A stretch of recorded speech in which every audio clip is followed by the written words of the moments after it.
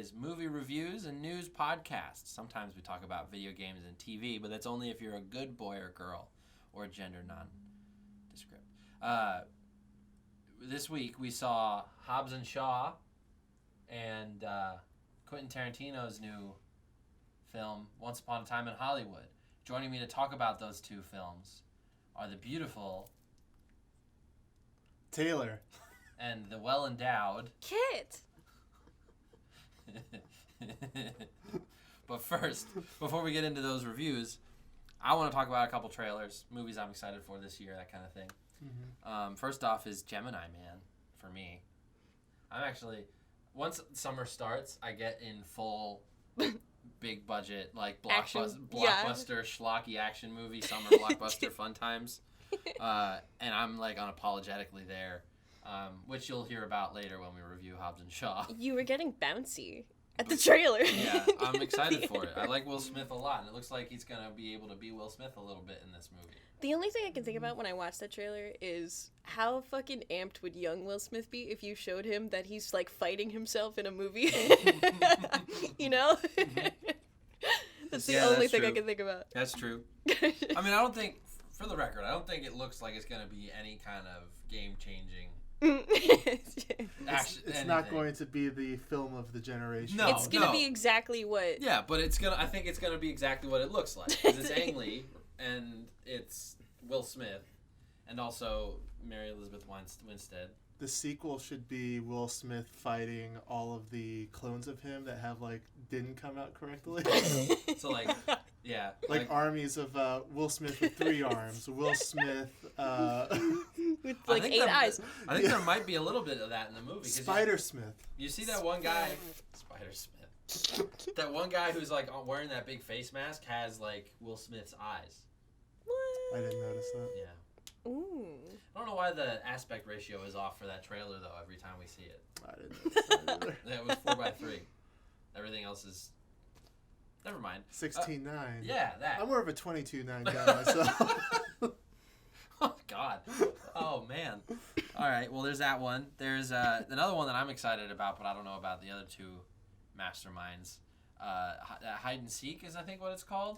It's that horror movie that looks like it's a dark comedy. I will say the Red Band trailer for that does it way better job than selling For theater horror trailer? films especially, I feel like Red Band is the... Because it's meant to be like a You're Next-esque, like horror comedy, like black comedy.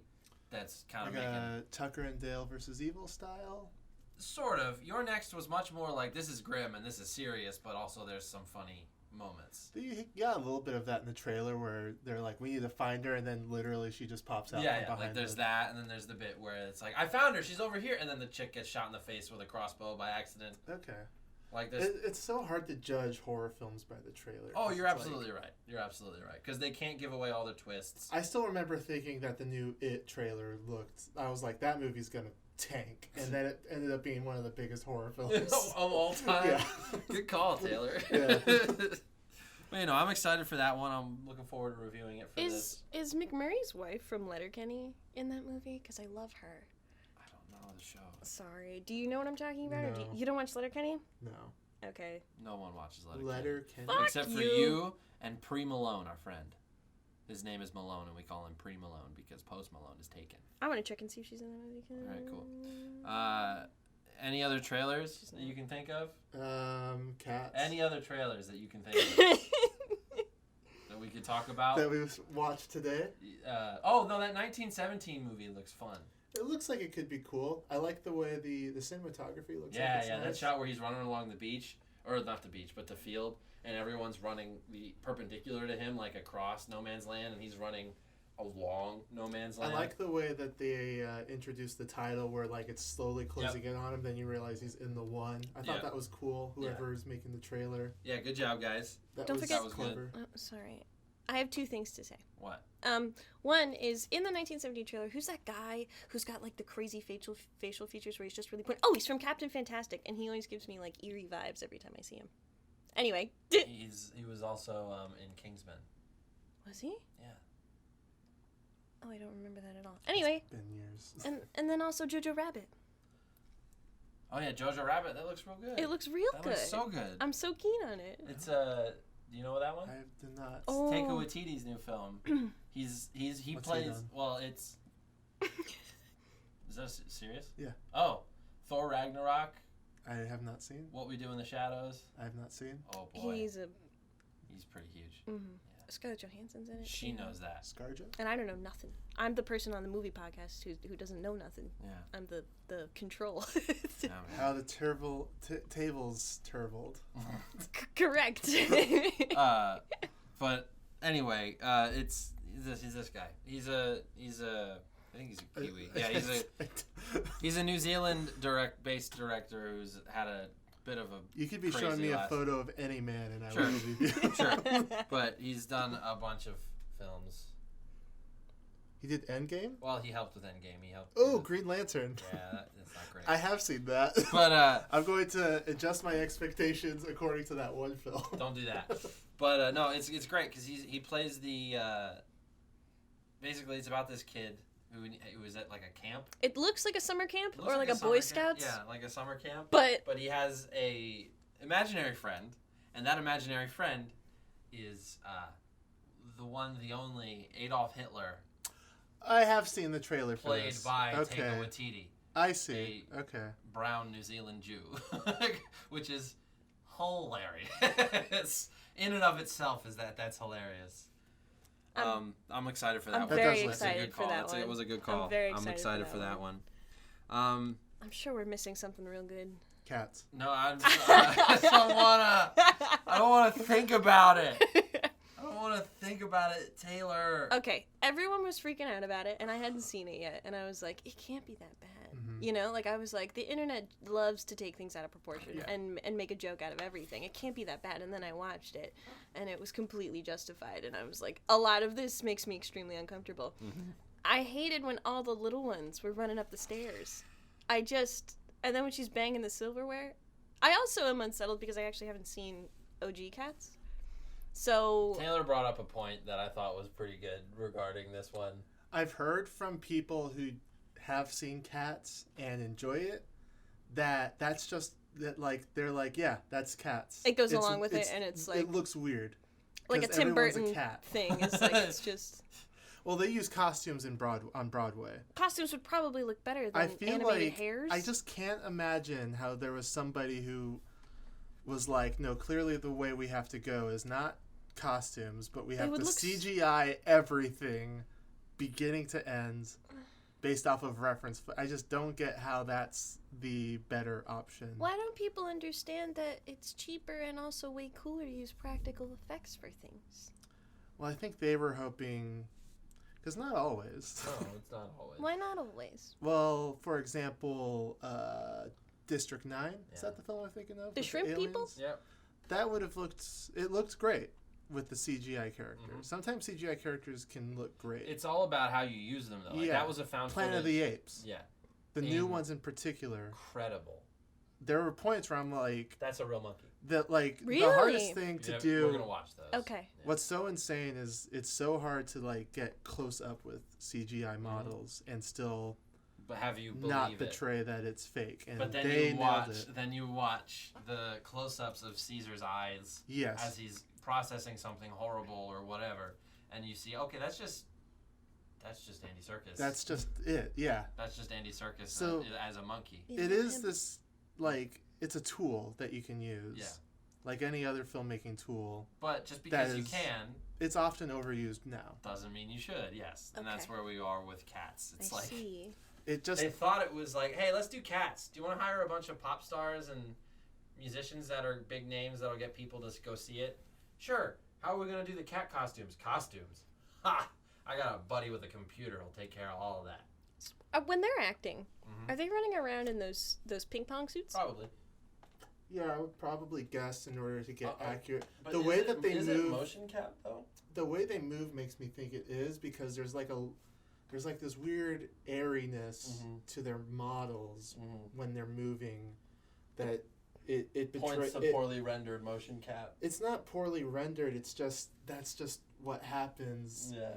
If you've got somebody playing a big character, it's hard for them to get the movement of that. That's one of the problems with CGI is making it look like it really exists in the world. Yeah. It's extremely hard. It's like those guys. What is that? I can't remember what the YouTube channel. Yeah. Corridor Digital. Corridor Digital. They do those videos where there are a bunch of special effects artists who sit around and talk about good and bad special effects. Wow, that's cool. And one of the things they talk about is how good the effects are in the first Pacific Rim, and how bad the effects are in the second Pacific Rim. Right. What happened? Because in the first Pacific Rim, not only did they blend practical and digital effects, they all the giant things move like they're as big as they are.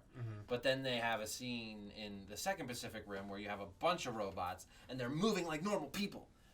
And for those listening at home, I just did karate chop action real fast. He did. And that just for your eyes, you look at that and you're like, oh, that's just gross. That's not how that would work. Because if you're gigantic, it takes a lot more energy to move So you're a slow. part of your body. That's why a fly can dodge on just an atom when you're trying to squish it.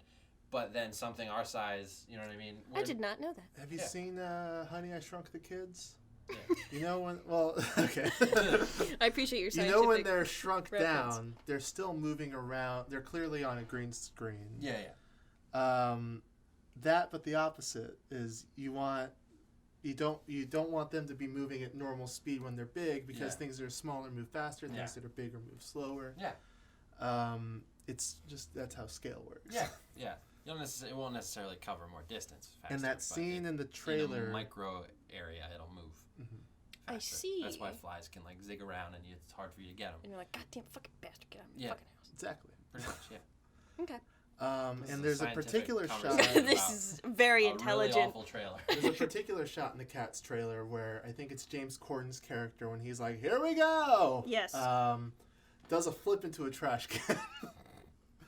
And the physics of him, the flip, it looks like he's wearing like a foam suit and he's actually a very skinny man doing the flip. Because it's like this really big guy and there's just something, your brain is so wired to understand how the world works that when something doesn't look, it's very easy to pick up problems with physics and texture. Like it's a hard. Tyler, you Are those take that. vampire teeth? What? No, it's like a Nuva ring, but in his mouth. Yeah. Tyler, Sorry. for those of you who can't see, is doing a visual bit where he's taken the plastic ring on a vitamin water We and should has do just stuffed it into his mouth. Visual bits for the rest of the podcast. Just Here, the sound guys. of cloth. Quiet, real And quick. occasional Quiet, laughter. real quick. I got one. What? See, it's visual, but I don't even know what that is. It's fire. Yeah. It's what? Fire. He is What? doing fire. That was a bit for the people at home because they're not supposed to know what I was doing. I was doing what Taylor said. You guys want to see this funny picture on my phone? Mm-hmm. That is pretty good. That is pretty good. Yeah. Good one, man. Here, 20 minutes, I'm calling it Taylor's Phone Corner. We're going to look at funny stuff on Taylor's phone. Just memes. Just Reacting memes. to Just memes. Memes. I'll read them out loud. That's the best way to experience a meme. Anyway. All right, let's move on to the movie reviews. Which one do you want to do first? Let's do. I feel like I was gonna say, I feel like I have more Hobbs and thoughts Shaw. about the other. Yeah. I just saw Can I it. say 3 things and the only 3 thoughts that I had about the whole film? Sure. Okay. All right. Idris Elba's pet bicycle was really, really cool. It was a motorcycle. Pet motorcycle was really, really cool. Lady had the main girl, the sister, had so much Vanessa sex Kirby. appeal. It was bananas. Yeah. And this best part of the movie was the end when they're on Samoa. Yeah. I agree with all that. It was, yeah, sure. All right. I definitely do think that the visual effects in this film, especially for the bikes and the rest of the futuristic technology was kind of whatever. Yeah. But definitely the motorcycle itself I remember thinking, that looks cool. Yeah, it looked like a transformer. Yeah, Yeah, it kept a like. lot. This is a good segue into budget, because this is a $200 million movie, and it should look good. But I mean, we're in its opening weekend right now, in the middle of its opening weekend, and it's domestically, but it's only at $23.7 million. And what came out yesterday, right? Yeah. Okay, only. Never mind. It's doing pretty well, but it's still on. It's still on track to be the lowest Fast and Furious franchise opening. That doesn't surprise me. A lot of people aren't interested in the spin-off. No. If you're into Fast and Furious. Which I think is funny because I was more interested in this. Correct. Yeah, me too. I was in the rest of them because the only two characters I like in the entire franchise were the 2 stars of this movie. So. How do you think it went? You don't like watching Vin Diesel talk about family? I don't think he's very good anymore. I think he's good as Groot, but you know, what does that mean to say? Anyway, didn't he do like all of the localization like he did in Brazil? Yo soy Groot, but it's Vin Diesel. Me amo Groot. You know, that kind of thing. Fantastic. But yeah, it had like I said, it had a budget of $200 million. It's directed by David Leitch, starring Dwayne "The Rock" Johnson as Luke Hobbs. We had Jason Statham as Deckard Shaw. We had Idris Elba as Brixton. We had Vanessa Kirby. Miss Sex Appeal. She's from The Crown, I think, is where she got her start. I don't think it's a BBC show about the royal family. Ugh. And across the pond, right? More or less. But she first was on my radar because she was the femme fatale in the most recent Mission Impossible. Okay. And she's phenomenal. She's great. She's great. 2 for 2, making out with old action heroes. Because she kissed The Rock in this movie, and she kissed Tom Cruise in the last one. That was extremely shoehorned in. Oh, yeah. I was believing it up until they smooched. It's like there's a line dropped on the plane that somewhat suggests that is a possibility, and then it's dropped until she's getting back in the truck, and then there's just this weird shot of The Rock and her being like, "Whoa." To be fair, she was straddling him. To be fair, no. You were asleep for 20 minutes in this movie. Yes, you were. I think to be completely fair, we need to... Yes, you were. I did not fall asleep for 20 straight minutes. I was doing head nods the whole time, but I was never unconscious. So they were building that because in their fight they were kind of flirting, and then in their interrogation scene they were kind of flirting, and then every time they interacted a little bit after that, they were kind of giving each other eyes. I didn't pick up on that. And it really picked up, when she jumped from one car to another and then straight up reverse cowgirled The Rock for a little bit. Mm-hmm. But it definitely feels like a committee decision of we need a love interest. Shaw's sister, and it's like, oh, well, The Rock's going to make out with her, right? And, yeah, I can do that. I did like that line, though. It's not the 1950s anymore, man. If she wants to climb this mountain, this brown, beautiful mountain of a man, I will gladly let her climb it over and over and over again. And I'm like, wow. The roasting in this was really good. Yeah, that was fun. I feel like they made a lot of that up on the fly, too. There were one too many your mom jokes that I thought were terrible. Yeah, it's not those haven't been funny for a very bad. long, and I was like, long time. Who's still? This is so action. Now you let him get away with it because it's the fucking Rock. It's The Rock. Yeah. But I 100% believe that 2 40-year-old men would be making your mom jokes in this day and age. That's fair. That's fair. Yeah. What do you guys think of that scene towards the beginning when it's showing both of their morning routines? Oh, I liked it a lot. Remember when they're cooking breakfast and the way it's shot, it looks so I could smell what The Rock was cooking. I'm sorry. That was the dumbest fucking He wasn't cooking anything. That was the whole point. He ate raw eggs. But then my joke doesn't work. You're right. But he cracked 6 eggs into a glass, drank it, and ate a spoonful of coffee grounds. And I smelled it. That was his breakfast. He didn't eat breakfast until he went out and got breakfast with his daughter at my second favorite scene in the whole movie. When Ryan Reynolds... Ryan Reynolds shows up out of fucking nowhere and is the best thing about the movie. Phenomenal. For a little while. He was...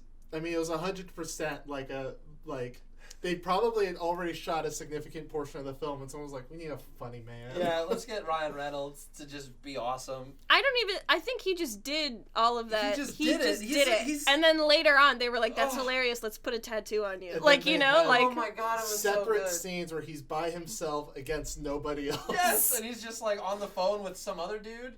Who was that guy? I wouldn't be that surprised if they just had scenes where The Rock's talking to an agent on the phone, and then they got Ryan Reynolds later to do responses. And then that scene where he meets him in the diner was like, well, we gotta do this pickup shot that first. Was so good. And oh my god, he's he was good. Outrageously funny. He's like it's the year of Ryan Reynolds. It's been the decade of Ryan Reynolds. It has. He was Pikachu. Yeah. And I thought he was good as Pikachu.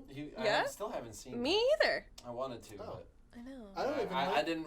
I had A-list, but I had someone in my life who didn't have A-list, and I didn't want to go. Just without that at me person. next time.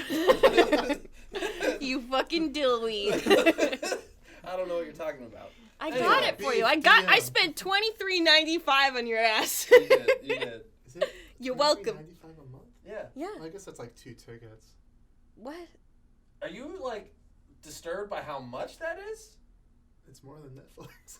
Oh my god, but if you're seeing 3 movies a week? Taylor, we're going to see Endgame tomorrow, and that itself paid for it. And we're going to see it at Universal Studios City Walk, which is an expensive theater, and we don't even have to pay for parking. How about this? I'll lay on the floor and you guys could just kick me for 10 minutes. Yeah, sounds good. I'll put on my boots. We're on a movie podcast, and you don't have A-list. It's really a steal. Like, when I was signing up for it, I was like, it's going to be, like, too much money, and I'm going to be really upset about it. And it was $23.95, and I was like, what? I have 200 stocks in Movie Share, which are worth about 40 cents right now. You mean Movie Pass? Yeah, Movie Pass. And I'm really hoping it's going to bounce back soon. It's going to bounce back. It's going to come back. Oh, man. Anyway, it had a bunch of... Once they got to... Yeah, I think the best part... I was... From the moment they got to Samoa to the end of the movie, I was It was a delight. I was hype as fuck. You had goosebumps when they did their haka. I can't... I didn't 100% get what, like, the process of how they got all their guns to turn off. Oh, I didn't either. So it just seemed like we're gonna hack their guns. So he looked at Hattie and was like, "You still have that glove, right?" And she goes, "You thinking a system hack?" And he was like, "Yeah, can you do it?" And she was like, "Yeah, sure, no problem." Then we saw shots of her on the computer all day. And then she plugged the glove in and used the chip in the glove Nintendo Power Glove to hack all because the glove had a chip in it that was an access key to all of their weaponry. I should have thought, do we need to be explaining scenes before we just talk about them? Spoilers behind. Oh, yeah. I'll mark it. We're good. It had a Roman Reigns. It did. And that was a delight. Yeah. Roman Reigns was in it. He was there several times. He was the guy who The Rock threw someone into the air, and then a Samoan guy speared that guy. Oh, that's right. And then the guy who did the spearing went, "Ooh, ah." That was Roman Reigns. That was Edge who speared. The spear is no longer Edge's. Wasn't it weird when they were on Samoa and then it was just a WWE fight? It really was. There were so many wrestling moves. I heard suplexed Idris Elba. He did. He fucking suplexed him. I'm surprised we didn't see a rock bottom. No one did a rock bottom, and that People's was like elbow. That was like believable as a. Remember when Stone Cold Steve Austin came? Stone Cold Stunner Idris Elba. I don't know. I thought it was a delight. I had a great time. It had Kevin Hart was in it too. Kevin Hart was in it. Kevin Hart was a good touch. That was again one of those things. I feel like he was in the same boat as Ryan Reynolds. Yeah. Let's get a comedian. They were in here like, to what fill would in. probably happen was they had because they're doing Jumanji right now, or they just finished, and while they were shooting Jumanji, Dwayne was probably like, "Hey, so I'm producing the next Fast and Furious. Do you want a part in it?" And Kevin Hart was like, "Yeah, right." And then they did that part. What do I need to wear? I mean, we can come and shoot your part right now if you want. Okay. What do I gotta say? Just figure it out. And then we'll make fun of your polo shirt. Yeah, and we'll make fun of you for it. Imagine they said just wear your favorite shirt, and then the script to tear it apart. And that's why no matter what he wore. Why it looked so genuine when he looked down at his polo shirt. I was like, yeah. Oh boy. Very good. So yeah, all in all, I had a good time. It was fun. It was fun. It was fun. The story, you're not going to get an amazing story that's going to change the way you think about the world. You're It reminds me of, have you seen, there was The Onion did a review of Mamma Mia 2, Here We Go Again, where it's just the director going like, you know what, not everyone needs to be out here making the next Citizen Kane. Yeah. Some of us just want to watch ABBA for 2 hours. And no, and I completely, yeah. Like sometimes you just want an action movie for 2 hours. For sure. No, part of why I was having such a good time, and it's part of why I was disappointed with MIB when we reviewed that, was because this is the kind of movie that MIB should have been. Yeah. Completely knew what it was the whole time, didn't try to hide or hold anything back. You know what I mean? Like, MIB tried to be more than it was too often.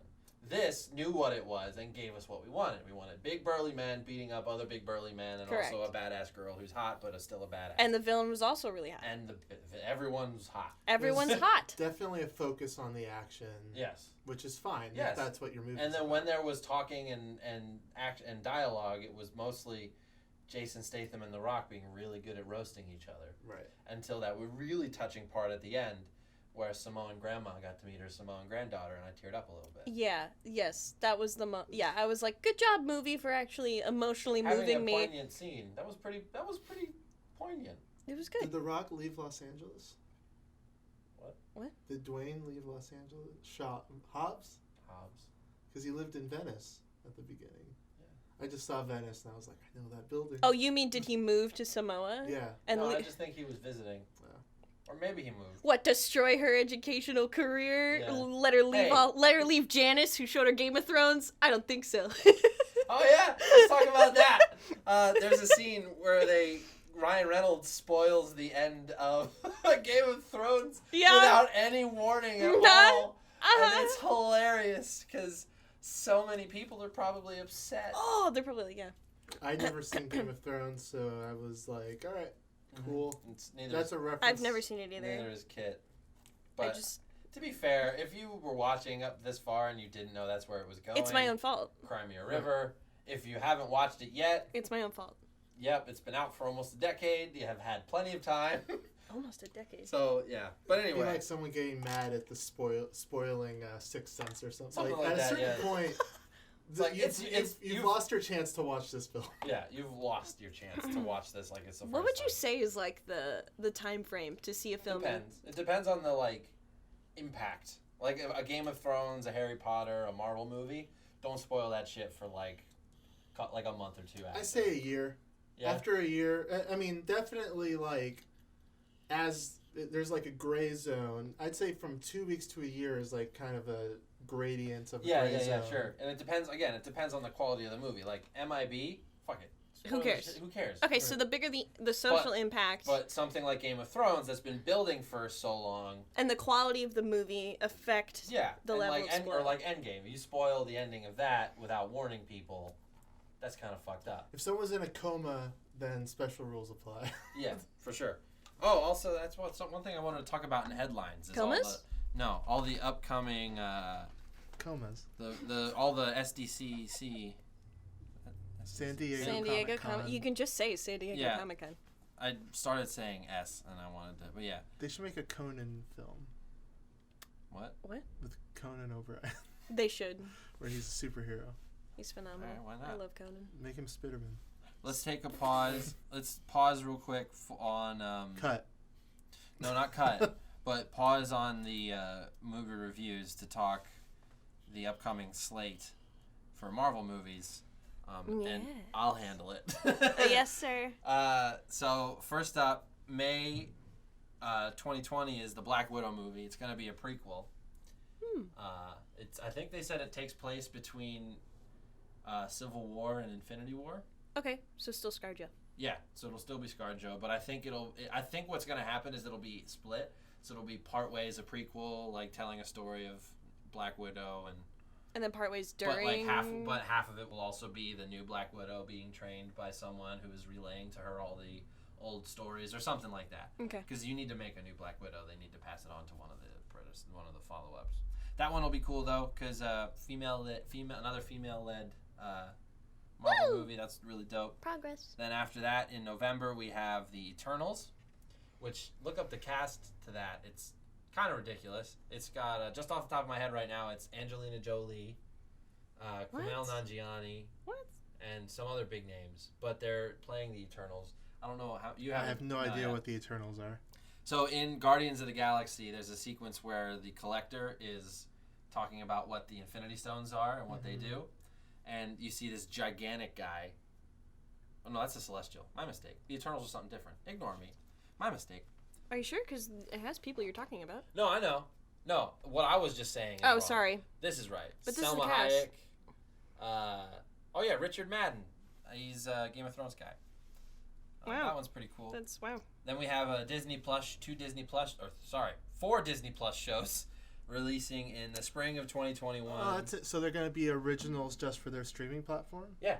That's interesting. Using the same actors and characters. Huh. So yeah, it's actually kind of cool because we have November 2020 is the last movie. So it's 2 movies a year, it looks like, including the shows though. But anyway, so we have WandaVision, which is about Scarlet Witch and the Vision. I have no idea what this show is going to be about. I have no idea where it could go. Because it's just going to be them fucking the whole time. Spoiler alert for Infinity War, Endgame, all that. The Vision is dead, so I have no idea. It should just be them splitting a New York apartment. That's kind of what some of Infinity War was. It looks like might be what it is. Like they're living a domesticated life. It should just be. That's what I'm saying. It's just them fucking the whole. It's a porno. Maybe. That's what I'm saying. Maybe. What if they just recreated Seinfeld episodes? But with Wanda. Shot for shot. But with Wanda and a purple-faced Vision. That's pretty good. Like Vision being like, but I don't want to be a pirate. No. Then another. She's pushing him real hard. Scarlett Johansson busts into the apartment. Vision. Follow up to that. Another one is also coming out in spring of 2021 is the Loki Disney Plus show. I'm just thinking of all the memes of the how terrible the logo. Oh, the logo is so bad. Awful. Thinking. I can't stop thinking about it. It's from like an they hired standpoint. 4 different people to make a logo. Yeah. They chopped it up. And then why would they do it? What? Then they asked all of those people to pick one of the other guys and make fun of it, and then use that as the logo. But I don't know what that might be about. Because another spoiler for Endgame. There's a branching timeline where Loki got the Tesseract and fled from the Avengers after so he won the events of Avengers 1. Mm-hmm. Not won, but got away. Okay. So it might be that. It might be somehow the Loki in the current MCU timeline following Endgame isn't dead. Who knows? It looks pretty cool. Army of Loki. I do like Loki a lot. Yeah, I'm interested in that one because again, all of these are the actors from the movie. So it's Tom Hiddleston. Loki will still be Tom Hiddleston. Wanda will still be Elizabeth Olsen. Vision will still be Paul Bettany. And the follow-up to that in fall of 2021 is the Hawkeye Disney Plus show. That's going to be Jeremy Renner's Clint Barton training the new Shield agent Hawkeye, Kate Bishop. So another female lead, which is dope. I like that a lot. She's a badass in Really the comics. There's going to be a new Hawkeye? Yeah.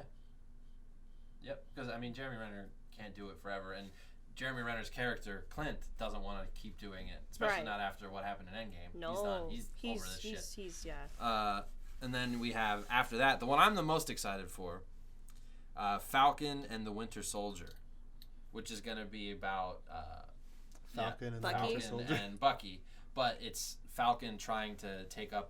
All right. Spoilers for Endgame. Just assume that while we're talking about all this shit, You've had time. So at the end of Endgame, Captain America gives up being Captain America. Steve Rogers is an old man now, and he doesn't want to. He can't be Captain America anymore. I don't think I will. Yeah, pretty much. And then he gives Falcon his shield. His shield. So now Falcon is the new Captain America. But he's also Falcon. Just get a paint job. Yep, pretty much. No, that's what happens in the comics too. He keeps the wings, but has the shield now also. But it'll How be great would it be if Steve Rogers was like, so take the wings off? What? Take the wings off?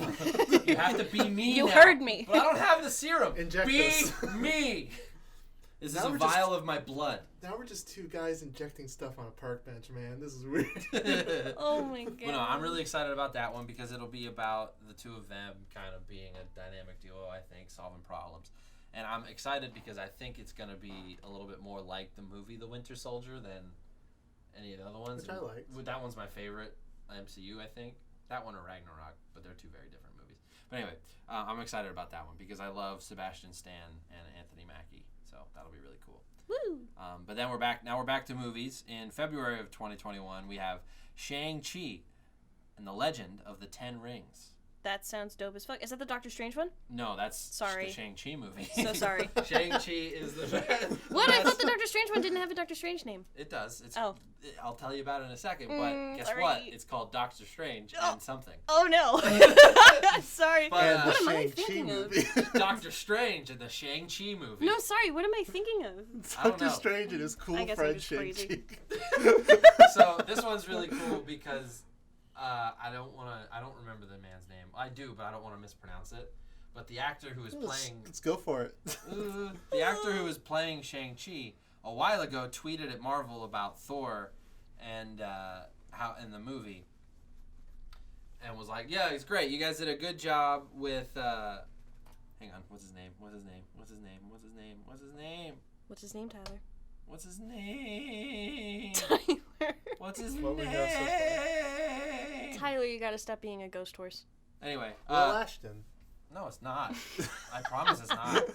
But anyway, he tweets at Marvel, Simu Liu. Let me see. Where are you seeing that? Right there. Simu Liu. See, I didn't want to... It's bad. Yeah, that looks, Okay. I didn't want to like a pronounce Lion it. King character. But anyway, that's... We're not gonna comment on it, We're Taylor. going to move on from that. No, he tweeted at Marvel and was like, yeah, it's great. We have a good Captain America movie, a good Thor movie, but hit me up when you have a Asian actor in a leading role. And he that tweet was from like 2014, and now he is... Who did he tweet at? Like a producer? At Marvel, like just at their main page. And he's an actor, so he had a following, so a bunch of people liked and retweeted it. Mm-hmm. And then he liked it and they commented and responded on to that old message, and was just like, heh. Wow. Because now he is. This is pretty neat. Yeah, no. So always shoot your shot. You never know who's gonna be listening.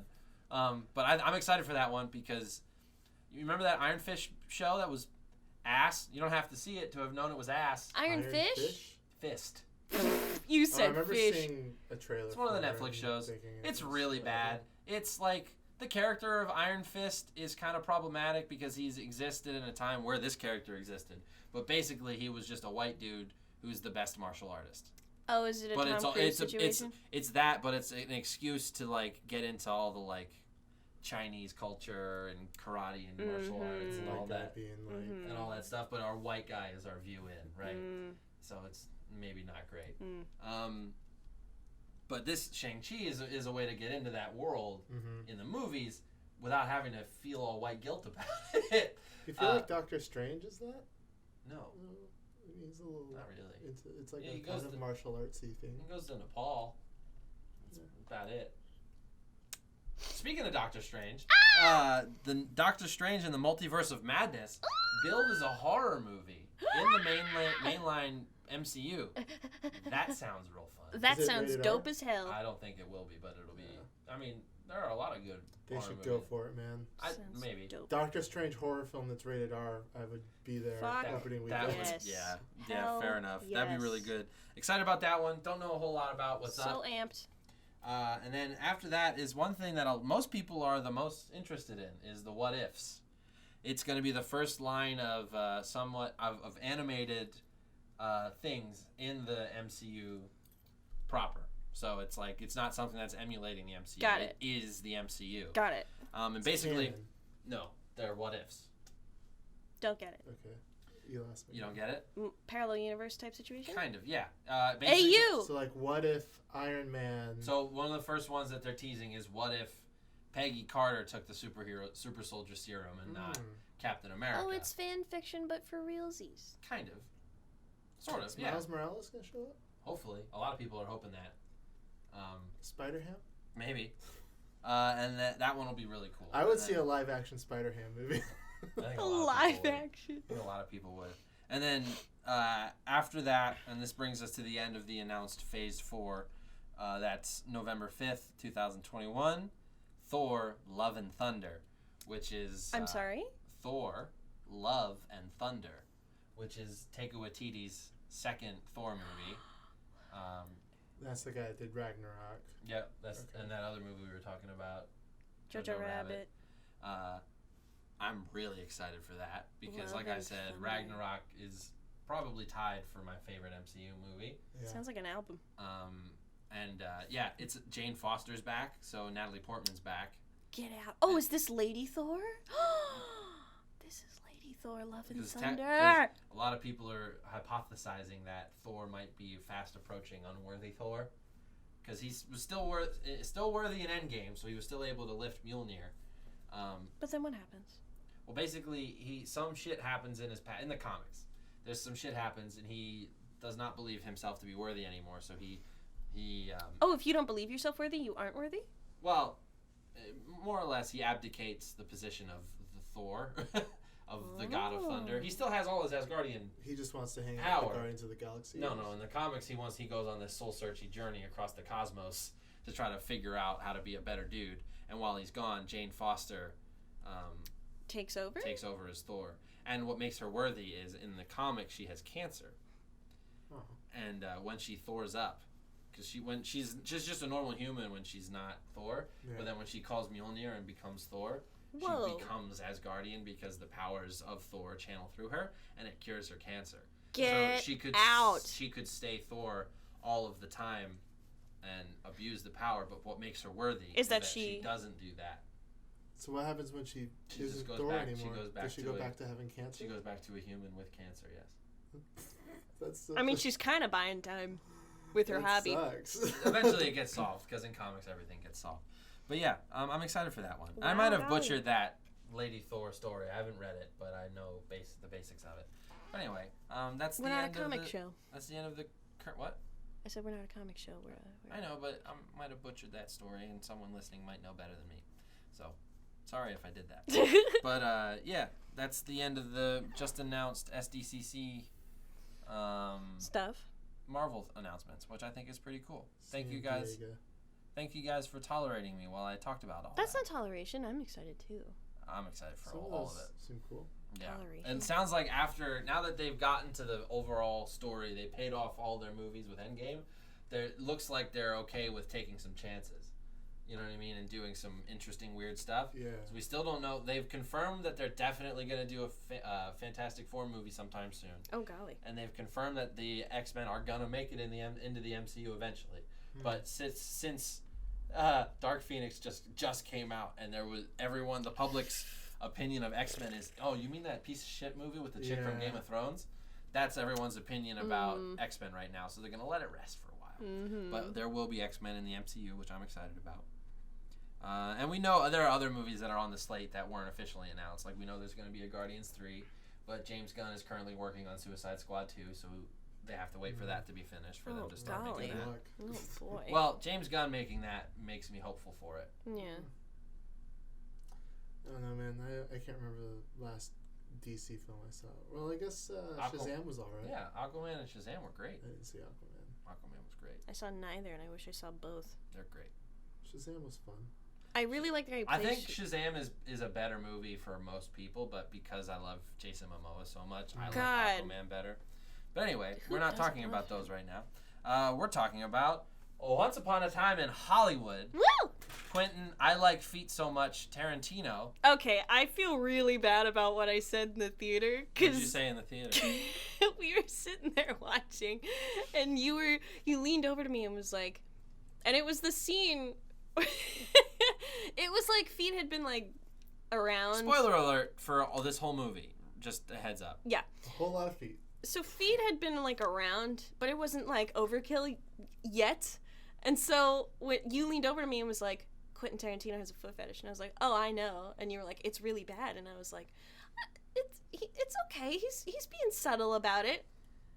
Because what I'm thinking of is like Pulp Fiction, where it's not really, it's just like dancing, you know what I mean? Or like, you know what I'm talking about? It's just very small, subtle little things. And then immediately after that, she like puts her feet on the dash and like presses them against the window. And the camera is right there. Yeah.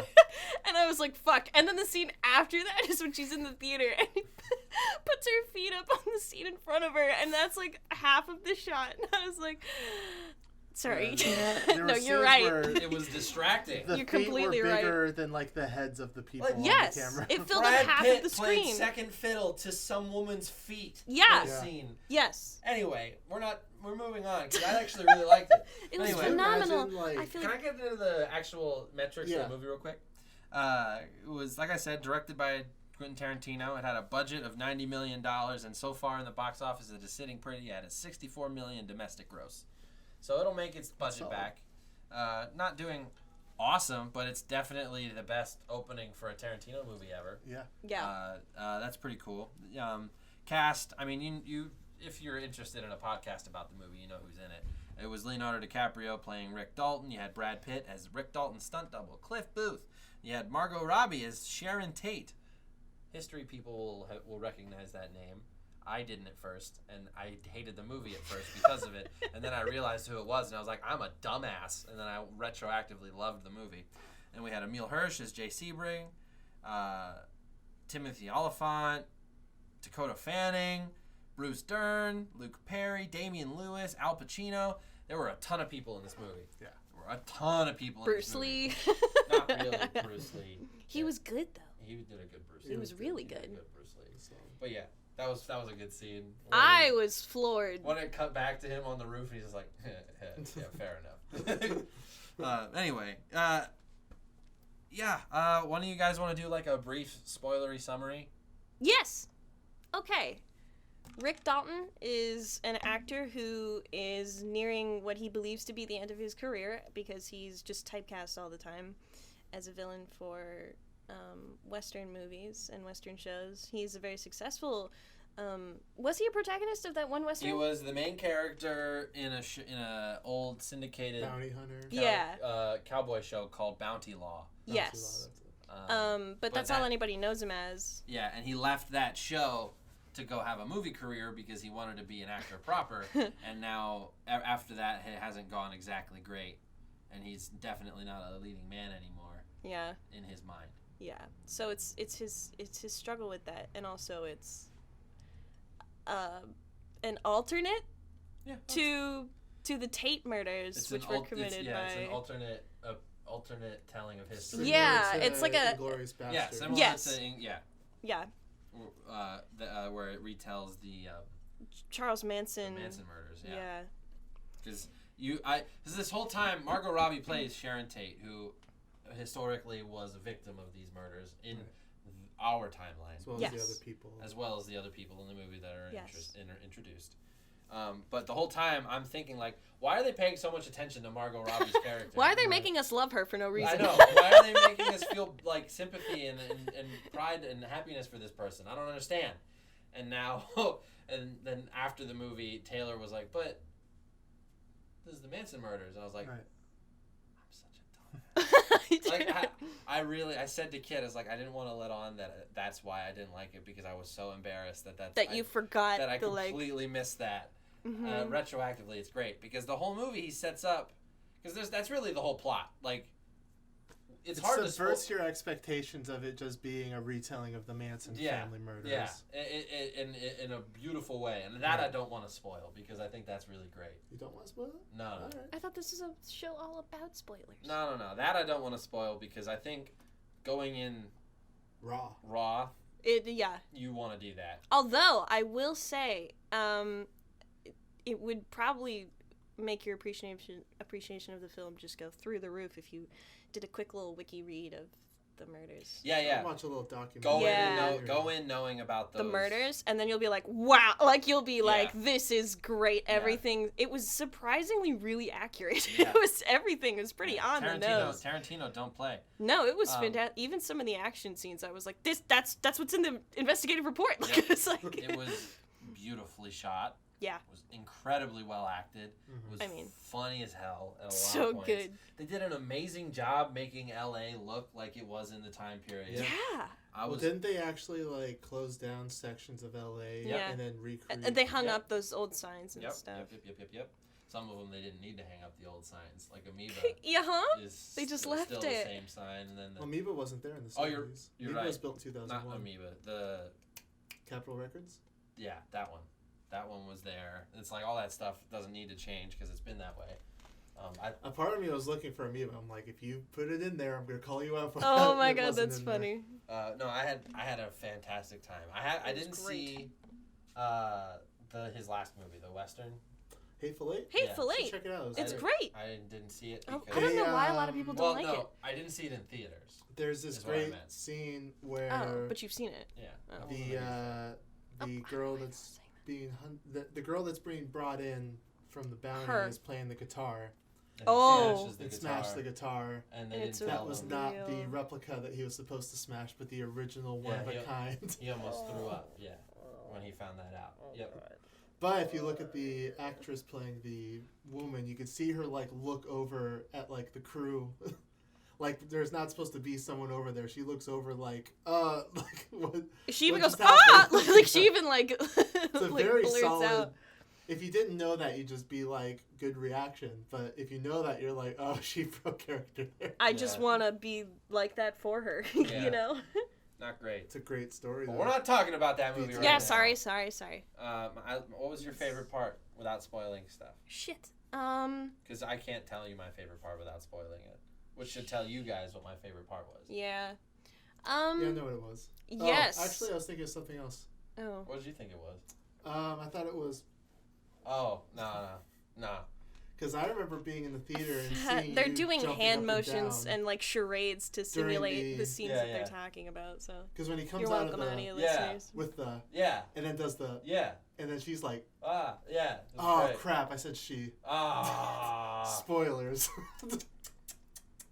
I actually was prepared to be really upset when he was sparring Bruce Lee. Oh yeah. And then I was like, you know what? This is phenomenal. This is really good. Why were you prepared to be upset when he was sparring Bruce Lee? Because I was like, it's Bruce fucking Lee. Yeah. He can't win also, this fight. Was he really like that?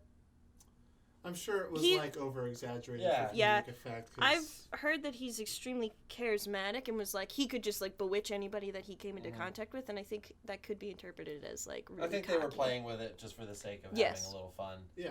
Was like, what if he was this super arrogant dude? Yeah.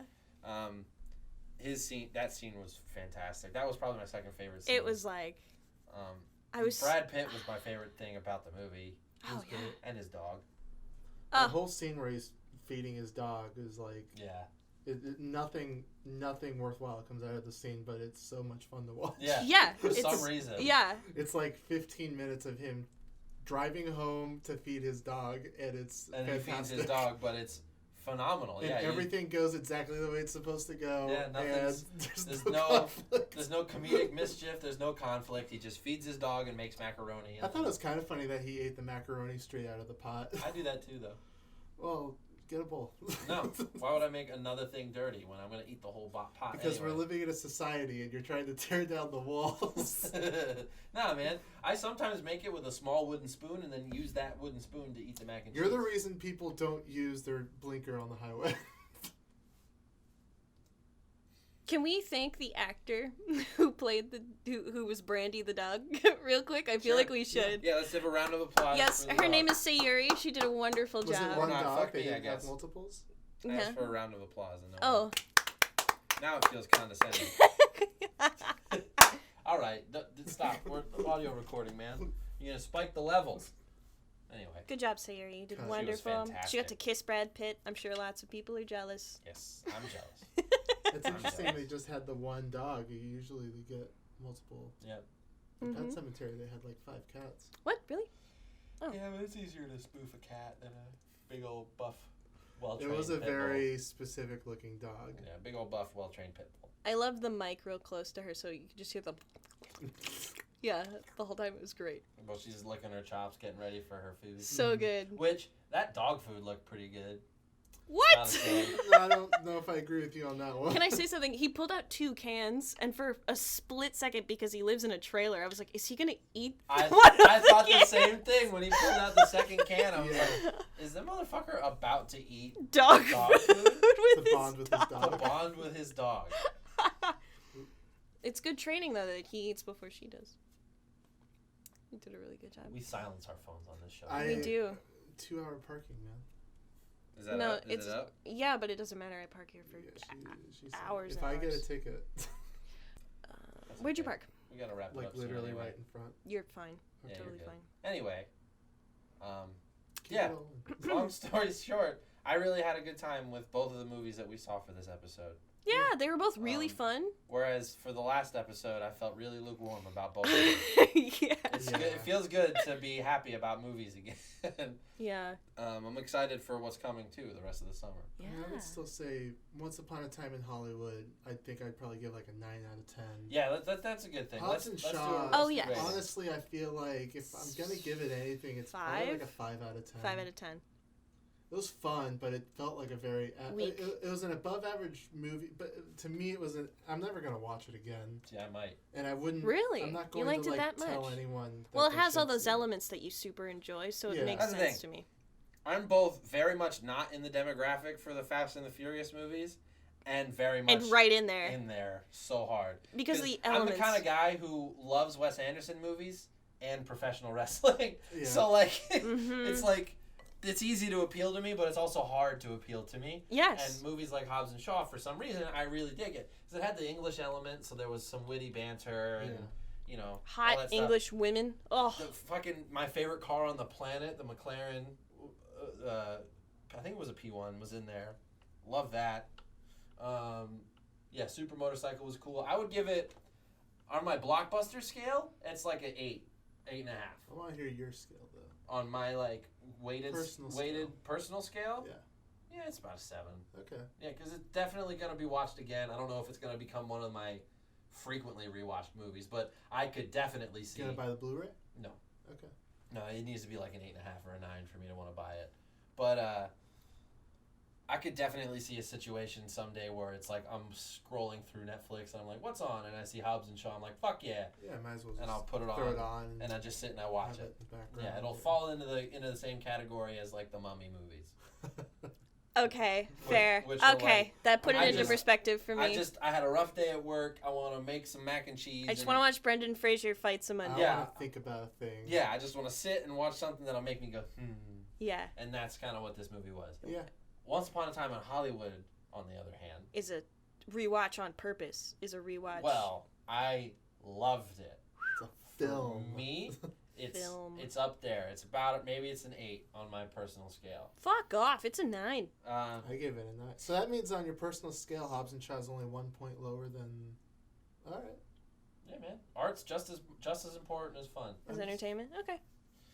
As far as what we do, but on my like unweighted Tyler scale, yeah, I would have Hobbs and Shaw at like a 5, maybe Okay. even a 4.5, and then something like Once Upon a Time in Hollywood at like an 8.5. So like So on which my scale are we on? so my Tyler scale. I've heard 3 scales now. My Tyler scale is Hobbs and Shaw at a 7. Okay. Once Upon a Time in Hollywood at an 8. My like rating movies as movies. Objectively, Once Upon a Time in Hollywood is a 9, maybe an 8.5, probably an 8.5, and Hobbs and Shaw is like a 5. Oh, okay. Um, What are you scratching your But- mustache for? I'm probably that's Oh. another thing. Probably not going to watch Once Upon a Time in Hollywood again for a very Why? long time, Why? just because I don't feel like I need to. If somebody was like, I've never seen a Tarantino film. I would show them, at the very least, Kill Bill? 3 other movies before I'd show them this one. Odd. Yeah, I'd probably, I guess that makes probably sense. still say Inglourious Bastards is my favorite Tarantino film. easily. I'd Yeah. probably go Django after that. Oh, Easily. Django. Yeah, that's Pulp those. Fiction, Reservoir Yeah, Dogs. Yeah, that's the thing. Is it's like there's so many movies that I would rather show someone who's like, I've never seen a Tarantino movie. What's the deal? Yeah. I'd be like, all right, let's watch. Honestly, I would if they wanted to know the deal, I would show them either Kill Bill or Django. Yeah, Kill I think Bill, that, the yeah. problem is it's 2 parts though, and you have to have a big time commitment to watch the whole thing. That was my first introduction. I've never sat and watched. Yeah. I've never sat and watched the second one from beginning to end. And as my person, that's unacceptable. I've seen every bit of it. There's not a single thing about either of those movies that I haven't seen. Yes, but I haven't watched it from beginning. Like you've watched like 10 minutes of it here. Well, no. Because I sat and I watched it from like a half hour in until the end of the movie for the first part, and then I watched from the beginning until like there's only 20 minutes left. So I've seen all of it. So you've seen a big. Yeah. You crossed over. I just because it was on TV. Why'd you stop 20 minutes? Because we had to go. Oh, okay. I thought you were gonna say because I was bored. Anyway, also for this show, Kitt, what was your rating of the two movies? Oh, you said it was a 5 for Hobbs and Shaw. Yeah. All right. So that's that. Those are our reviews for this week. Hope you enjoyed this episode. Thanks for coming. Future episodes, I want to start doing retroactive reviews where we all watch a couple movies. Maybe we pick a list that has some kind of theme, and like dinosaur movies. I don't know. And then we watch dinosaur movies and rate dinosaur movies. Maybe something like that, and then we just rank old movies based on. Okay. Like movies about a casino starring Robert De Niro. Casino. Yeah. We all watch Casino. We could just what we could do is we could see what two movies we're gonna review for the next movie for the next episode. Like each person picks a film they're passionate about. Well, the other two haven't. We could all watch like a Wes Anderson movie. I was gonna say so. Say for an episode, it's that 1917 movie. Okay. And I don't think they're coming out around the same time, hide and seek. So you could either review you could either we'll watch like a horror movie and review that, or a World War I or like movie Angry Birds and Angry Birds 2. Something like that. Yeah, no, honestly, something like that. To compare and contrast. But yeah, we'll figure out something else. Because I'm kind of cooling on the movie news, because it's not really been a lot of good movie news. We'll still do movie news because it's important, but a lot of the times the headlines aren't that great. Yeah. So if there's not great headlines, we won't force news into the show. Correct. I don't really pay attention to movie news in my day-to-day life. I do a lot. Really? Yeah. That's why you're the host. It's my life, man. But anyway, that's this episode of Midnight Masterminds. Thank you very much for listening. I've been Tyler. I'm the well-endowed Kitt. And I'm the beautiful Taylor. Yes, you guys are. You can find us on all the social medias at SVerticalP. That's @ the letter S, the word vertical, the letter P, and that's at any social media you decide. We're on YouTube and Apple Podcasts and Spotify and pretty much anywhere you go for podcasts. Wait. What? I just had a great idea. What? For the little picture that I make that like advertises the podcast that we put up on our social media that's like, listen to the new one, it's gonna be us as cats. Can we hold off on that one until we have to watch Cats for the show? Oh, yeah, that's fair. Okay. A part of me wants to watch Cats. Then it's us in the Tarantino style. Oh, yeah. With colored pencil and watercolor. It's probably gouache or oil, probably. Ooh. So anyway, that's our life. Bye. Comment on something on one of our social media pages with your life. With your life? With just something. I don't know, man. Reach out. We need I'm lonely. We're trying to get Squarespace ads. We are, yeah. That's really mostly it. Anyway, thank you guys so much for listening. We'll catch you on the next one. Bye.